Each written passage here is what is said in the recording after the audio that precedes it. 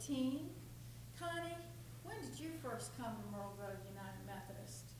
We came here in November of 1991. My mother had died very unexpectedly July 18th of 91, and she had always wanted us to come to a church. Ralph and Rita Dew had invited us to come here many times, but we were afraid that if we didn't like it, we might offend them, so we didn't come until they were on vacation. And we had visited several churches, and we visited here, and I saw Harry Stump, who I knew from working at Barnett Bank. And Harry came down the next day and asked Chuck and I to come to Lifestyle Sunday School class, and that's how we came to be in Myrtle Grove. How interesting. Well, what role have you played in the life and ministry of the church?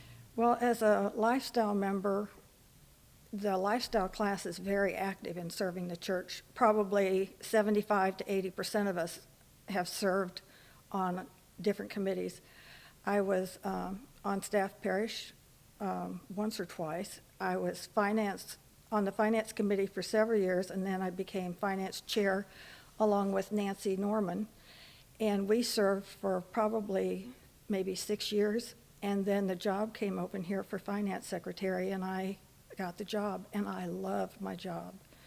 I enjoy interacting, with the staff. We have a good relationship, and it's a lot of fun to be here. And I just really love what I do. How has Myrtle Grove impacted your spiritual life and that of your family? Well, at one point, we have a grandson who now is going to be 31, but when he was about 4 or 5, he came up and he was Papa, Chuck's helper, and he and Ken Lagans, edit that please, Ken Lagans and Chris Verway built this stage, the three of them plus Jeremy. And Jeremy was only about 5, but he was their gopher, and he had worked with Papa long enough to know about tools. And when they would ask him to go get this or that, he always brought them the right tool. So he was involved, and then he went to Sunday school here and went to youth group when he was older and became very active in the church and was in the contemporary band when it first started. He was here with Matt Nelson and then with Pam Nelson.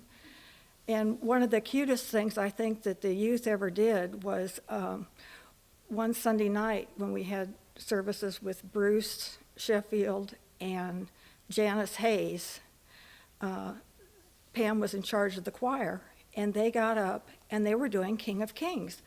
And I thought, how can this young group that doesn't sing very much do that? They had placards, and they would hold them up when their word was done. And it was so funny, but it was so moving at the same time. And so Jeremy was involved in the church, and then his little sister started coming, Becca, who is now 28. She started coming, and she was in Sunday school, and she went on to sing at the contemporary service. And then Jeremy Pastor Sheffield did a call to worship, if you wanted to come to join. And Beth was here, and this is when we had the smaller sanctuary, and Jeremy looked at her, and she got up, and she came up, and she joined the church. Years later, Aaron joined, and they were all active, and then along came Becca, who's now going to be 15 this month, and they all were here at the church for a long time. Thank you, that's great. How have you seen God working in this church? I think the peace that's in the church right now, and has been for a long time, is wonderful. People love each other, and they go out of the way to let people know that they love them and they care about them. And I think having the internet that we didn't have years ago has helped, because we get prayer chain requests, we get requests from the Sunday school classes and things like that, so we can share our prayer requests and pray for people in the church, and I think that's been a big help. And when you get something that really tugs at your heart, it really means a lot to you that you can help pray for people. And we do the nice services when somebody passes away. We have little nice luncheons afterwards, and we're very receptive to the families. And we are an open church that lets everybody is welcome. And it doesn't matter who you are or what you are welcome at this church, and that's a big thing. I think it's interesting that you joined Lifestyle many years ago and you're still a member. How have your friends in that class ministered to you and Chuck over the years? Well, in 1995, Chuck had, I had to take him to the emergency room. We thought he was going to have a heart attack. Well, he didn't that night, but he had heart surgery and had a bypass surgery done a couple of days later. And the Sunday school class was there for me. They came to visit him. They had food for me. My dad and my stepmother came in, and they were here to help me. And you can turn to anybody in the lifestyle class, and they will be there for you no matter what. Plus, there's a group of women that have come out of that class from members from back in 91 and on that have joined together, and we have our own little sister chick group, and we love that. And we get to see people from all over the place once a year. That's fantastic. So, can you think of a most memorable or gratifying time? I think the Sunday night services when Bruce and Janice were here, they were so moving. You could feel the Holy Spirit moving in this church on Sunday nights. Bruce would get up and he wouldn't have a note in his hand, and he would just talk and pray. And Janice could play anything, any note you needed. She had it. She knew all the songs, and it was just absolutely wonderful. At the same time Janice and Bruce were here, we also had the Rassi family here, and Alan had been in charge of the youth at one point, and then he was in charge of overseeing the sanctuary rebuild.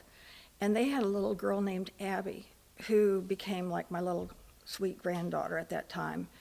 And they were a very close family to us. We really bonded together. In fact, I just saw them in December and got to see Abby, and now she's a very pretty young lady. She's in, I think she's finishing up high school or she's starting college. She's about that age. And it's just wonderful to see how they have grown, even though they've moved on.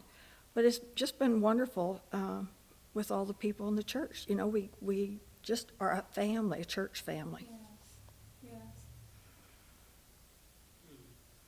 Is there, I'm trying to think if there's anything else.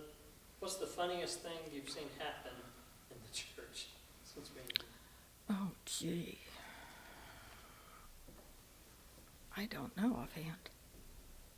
It's kind of a hard thing to think of on the spot. Yeah, Yes. Don't worry about thinking about it. I don't know. Yeah. I'll probably think of it later. Or here's one. What's your hope for the church for the next 75 years? I hope that our numbers grow.